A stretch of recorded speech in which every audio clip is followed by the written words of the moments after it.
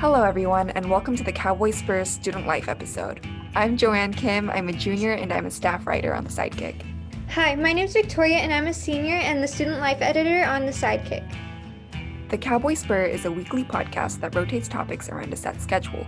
Discussion will focus on news, sports, entertainment, student life, and opinions, with the occasional offshoot episode where we just mess around and have fun. Every week, we will feature a story from Cowboy Student Media. This week, our story of the week is Math's Intersection with Music Equals Tangerines and Melodies for Math by Sapna Amin. Here are the first couple of lines of the story. Kappa High School senior and creator of Melodies for Math, Swetha Tandri, was a late talker, so at a young age, she was singing as a means of communication. Tandri was previously featured for her environmental work, in which she mentioned composing an environmental song, which has now been completed. After composing the music accompanying her friend and sidekick staff writer Anjali Vishwanath's poem, she ended up with the song The Golden Oasis. Make sure to visit Cobble Student Media to read the rest of the story.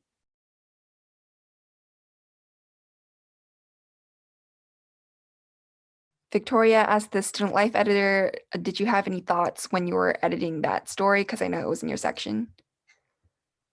Yeah, I really liked it because I read the story about Swetha about her environmental work last year, and I thought that was amazing. And now I like how she's incorporating more of like her math and science skills and her love for it into making songs. And I also just love the story and the quotes from it and how you can see how she really loves singing and math.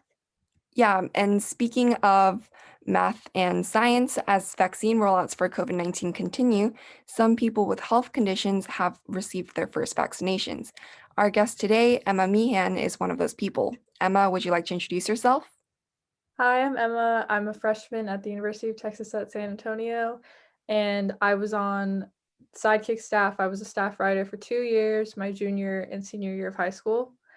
And I got the first dose of the Moderna vaccine a few days ago on February 28th at the Plano West football stadium. It's called John Clark Stadium. So, Emma, while you were with us here on the Sidekick last year, you wrote a column called Unseen but Deeply Felt that talked about your experience with your condition, postural orthostatic tachycardia syndrome, otherwise known as POTS. Can you tell us some details about your condition? It's typically a heart condition or neurological condition. There's a lot we don't know about it, so it can be classified as either. But my typical symptoms they vary based on the day, and they're really erratic, or like sporadic. But usually like fatigue, lightheadedness, like lack of concentration, brain fog, sometimes heart palpitations, just like really fluctuations in my blood pressure and my heart rate, shortness of breath. I actually almost passed out last night, which is really rare for me. But I've been trying to run more lately, which is hard for me to do. And last night I ran like half a mile, and that was a little pushing it. But because COVID increases inflammatory markers, and that's actually how you die from COVID, is usually from inflammation. POTS sometimes can raise your inflammatory markers, so that's the main concern with it. So I got into phase 1B for the vaccine, and so that's why my process was expedited. Emma, how else does it affect your daily life? I know you talked a bit about the heart palpitations, but how else? Um, well, it makes it hard to exercise, as I kind of talked a little bit about earlier. So I have to watch myself, or since I'm in college now, if I'm walking around campus, that I have to like watch how much I'm walking, and if it's really hot, then my symptoms get worse. Or if I have just eaten a meal, my symptoms are usually worse and like my head hurts more. Or if I haven't eaten a meal in a long time, so I have to space out my meals. So I usually do like 5 small meals a day rather than like 3 bigger meals, so that my blood pressure, heart rate, and my symptoms kind of are steady throughout the day.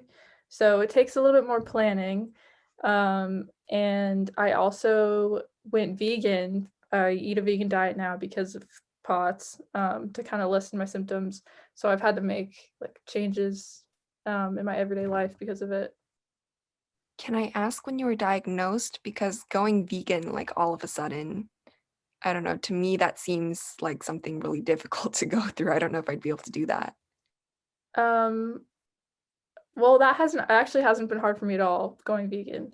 But I was diagnosed in May of my sophomore year of high school. But I started developing symptoms like 7 months before then.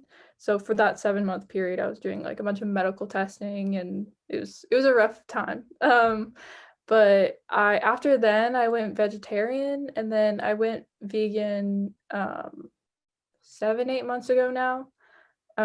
So for most of the time I've had POTS or like have been diagnosed with it, I was just vegetarian, but I've definitely like seen an improvement in my symptoms since I went vegan. Do you know if receiving the vaccine affected your condition at all? No, I mean I feel the same.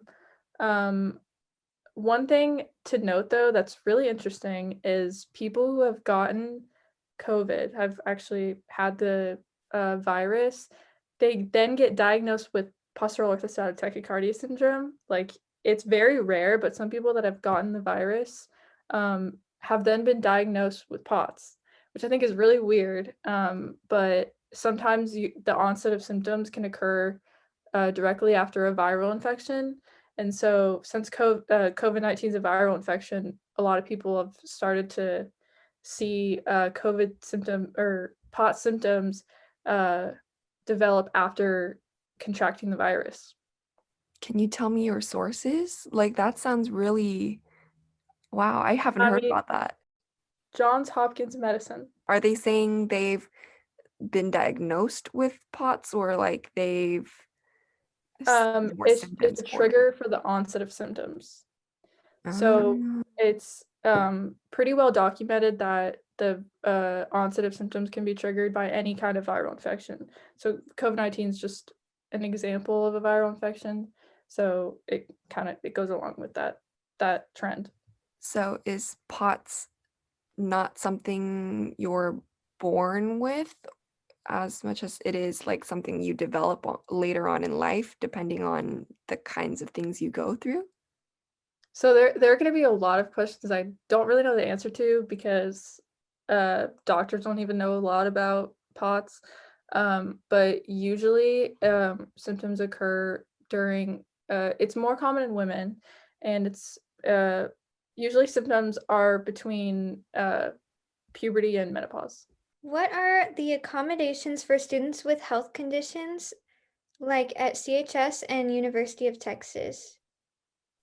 So I know at my university there's there's a free health clinic, and there's free mental health counseling because a lot of people that get diagnosed with POTS struggle with mental health aspect of it, because it's harder to do things that you used to like to do, or you struggle with stress because if you have a hard time concentrating or a really bad brain fog, it's hard to finish deadlines on time. Like I remember sometimes I would struggle with deadlines when I was on Sidekick, but in my experience, like I've never told a teacher or professor that I didn't want to do something, or that I couldn't do something, or that I was struggling doing something because of my condition, because I felt like they weren't going to believe me, or that they were just going to be like, oh, this person's lying, or they don't think it's that serious. But in reality, it is. And I always had a struggle with that, especially in high school. And college professors are going to be like, I don't care, you know? But there are definitely a lot of resources at the university level. Like there's a lot of free treatment at university health centers. For high school, there's obviously free counseling at high schools, but the nurse doesn't really know how to do, they're not really authorized to do much at public high schools. So I don't really know how much that they can provide students, especially if you want a level of uh, a level of anonymity with a high school counselor. I don't know that you can always have it because you're a minor and they're probably going to tell like your parents about what you're saying to them, you know? You kept mentioning this word brain fog. Can you kind of elaborate on what that means? Um, well, it's a word that doctors often use associated with POTS.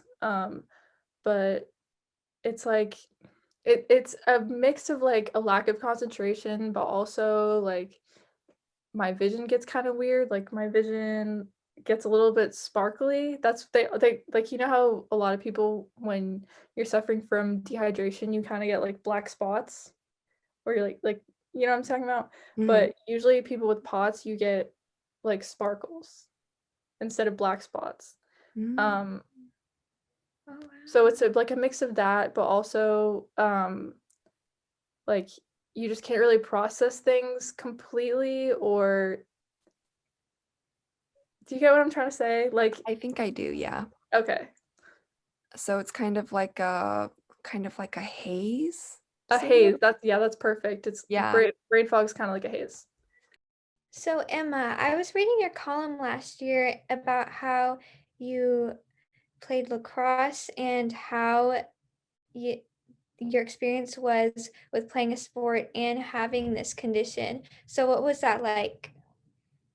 Um well, I had to quit lacrosse and I had to quit dance because you know, you just can't be part of a team and people are relying on you and then you just don't feel good all of a sudden. Because my symptoms can be like barely anything, then the next minute they're like debilitating. You know, it's really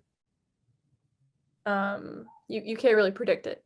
So it was Yeah. just best that I stopped, and also it was hard for me to run, and obviously lacrosse is a lot of running. So it was just best that I didn't do it. But especially when I first developed my symptoms, I didn't even know what I had, so that's kind of hard to explain to people. I have this like you can't just say I have this unknown illness which is going to stop me from playing. You know, it's just there's a lot of questions with that. So I just didn't really want to deal with that. So I just said that I don't really have enough time for it anymore and it's not really as fun anymore, stuff like that. Do you Mm-hmm. think you were kind of trying to put your team first when you decided to not continue with lacrosse and dance and things like that because, you knew you had those people depending on you? Probably the main thing is that it's just I couldn't do it, you know? Um like it's really hard for me to do exercise for a long period of time. Um, so I just wasn't really physically capable of it. It's actually really weird because I used to run like every night at the beginning of high school, and then once I developed symptoms, it was like I had no symptoms, and then in the middle of a run one night, I had a bunch of symptoms. And it was just like something had triggered the onset of my symptoms, and we don't know, you know, maybe I had a virus I didn't know of, you know, that started my symptoms. But it just all happened at once, and then I couldn't really exercise much anymore, and I had all these weird symptoms during the day. Um, so it just made the most sense to not do it for myself, for my sanity, and for the sake of other people as well that it could affect. Emma, you mentioned that not much really is offered at, Coppell High School and your college for people who have health conditions like yours. So, what do you think needs to be done to accommodate for more people with conditions like yours? Well, I feel like okay, well, we all know that high schoolers and college students have bad mental health as it is, Mhm. because of stress and like deadlines and work and everything. So it definitely needs to be addressed, or there needs to be some awareness at the administrative level about how on top of all that stress and mental health issues that most students are already being affected by, there are a lot of kids that also have health issues that are worsening those you know, mental health issues. And I definitely have struggled and still struggle with mental health through my university, through Capo High School, but on top of that, because of my condition. So there something needs to be done about it at the administrative level. And I in high school, especially because you know your teachers more, like individually, you know them, they know that you're a good worker and that you try hard and that you participate in class, etc.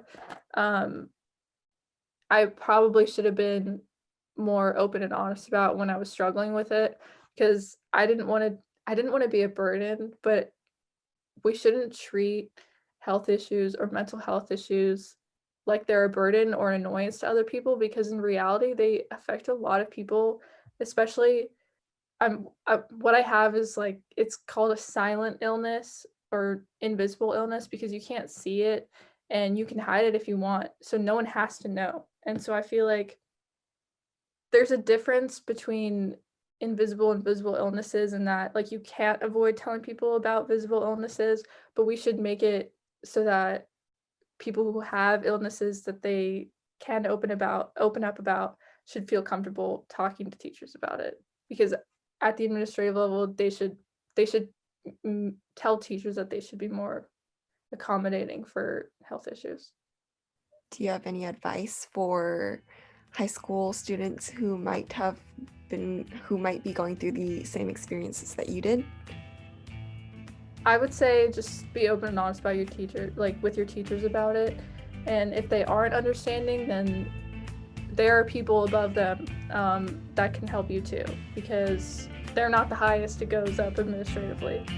So if there are real issues with it and someone isn't listening to you or to your issues, then definitely speak to their higher ups, because you can't control what's wrong with your body or how your body works or how you're different than other students, and they should accept you and understand your issues. Thank you all for joining us in this episode of the Cowboy Spur. Next week we'll be having our news episode, so until next time, this is the Cowboy Spur signing off.